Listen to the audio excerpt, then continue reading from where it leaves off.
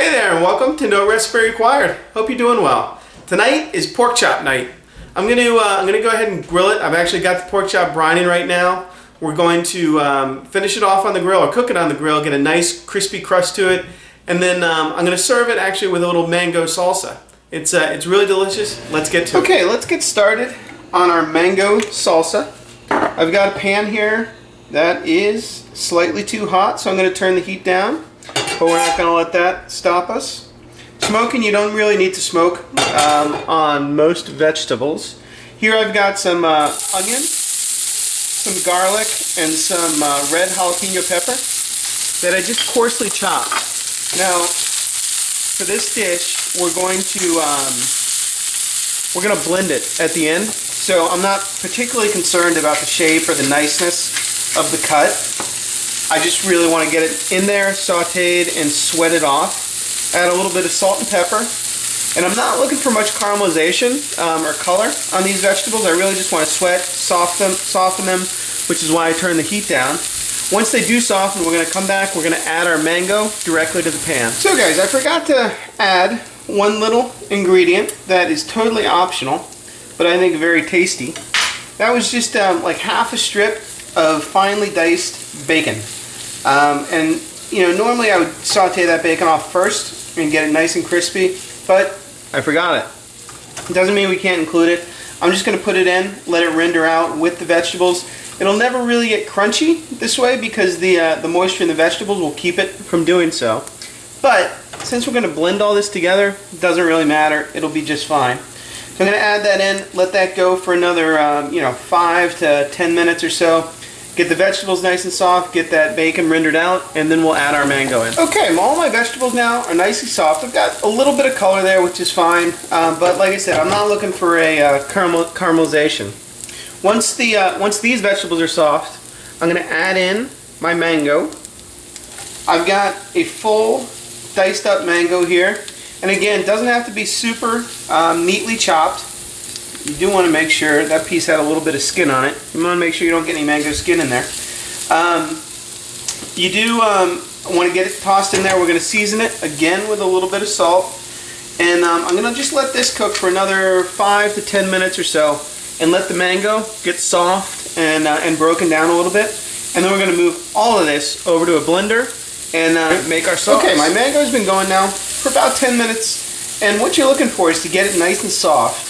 But in the process, you may find it starts to stick a little bit to your pan. If that's the case, just add a little bit of water, and that'll essentially deglaze the pan, prevent the mango from sticking, and it'll also actually speed up the cooking process.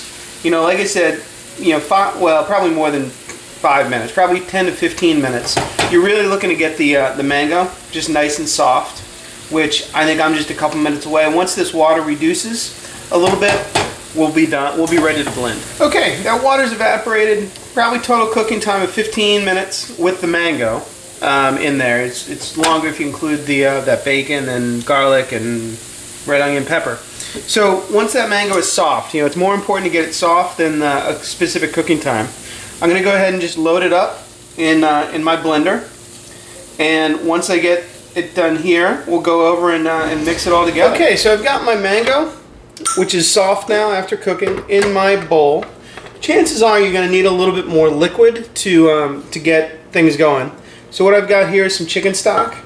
I'm going to add a couple tablespoons. It's easy to add more, so don't go crazy with the liquid right away. And then I'm going to do a little squeeze of lemon. Again, easy to add more. Now mangoes, depending on the ripeness, depending on the mango itself, could be sweet, could be not so sweet. So I'm always prepared with a little bitter, like the lime or lemons, as well as a little bit of honey, if in case I need to add sweetness.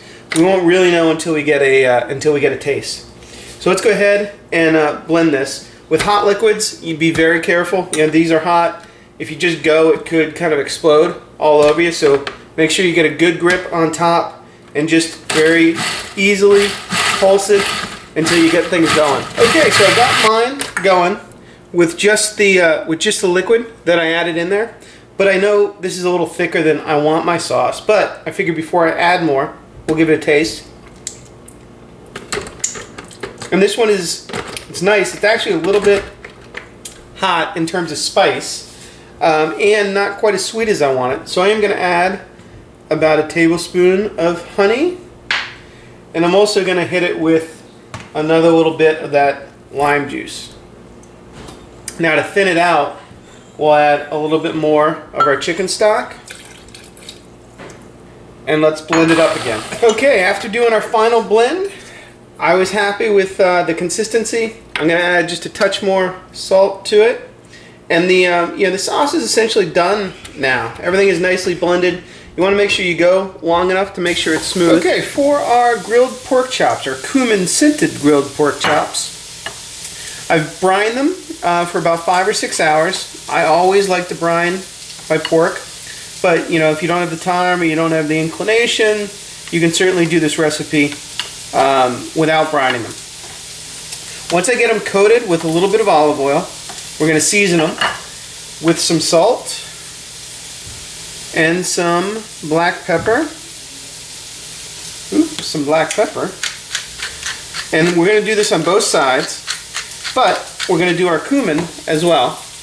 I've got a jar of ground cumin here. If you want to do the fresh seeds and grind it yourself, that would be awesome. And you want a good dusting on both sides. Again, you try and get it nice and even. And then once these come up to room temperature, or they actually are at room temperature, we will throw them on the grill. These ones are about 1.5 inches thick, so they're probably only going to take 7 or 8 minutes to cook total time. Let's go ahead and grill. Okay, let's go ahead and grill off our cumin spiced pork chops. I've got my grill smoking hot. All the burners are on. Just like just like the pan, a normal roasting pan. To get a good sear, you want things as hot as they can get. You know, you can also kind of rub up that extra spice that fell off the meat. And you want to also close the lid. That'll prevent flare-ups and kind of keep all the heat trapped inside. Okay, so depending on the thickness of your pork chop, these could take anywhere from 5 to 10 minutes. These are pretty thin, so I've just let them go for probably 4 minutes on one side. Didn't move them. That's how I got those nice grill marks on there. I'm going to flip it over and let them go for another 2 minutes or so on this side. Now, I know they're done kind of by the feel method, but if you need to use a meat thermometer, you can certainly go ahead and do that. Okay, so total cook time of 5 or 6 minutes is all you need on a super hot grill. I'm going to go ahead and rest these sheet of aluminum foil, and then we'll serve them up in a few minutes. Okay, let's go ahead and serve up our grilled pork chop scented with cumin. I happen to be serving it with some potatoes on the side.